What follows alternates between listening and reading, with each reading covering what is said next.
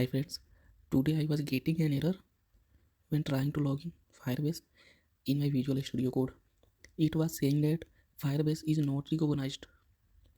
I have installed Firebase with this command npm install -g Firebase tools. So what I have done, I checked what is my Firebase path by this command npm ls-g -depth equal to 0. Here I have checked and I have copied the path. Okay, then go to environment variable. You can either search this and add your path. Here I have already added. Okay, now close this.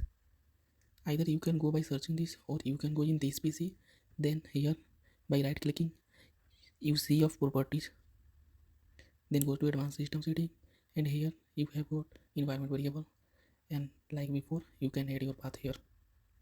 Okay, and now what you have to do, restart your Visual Studio Code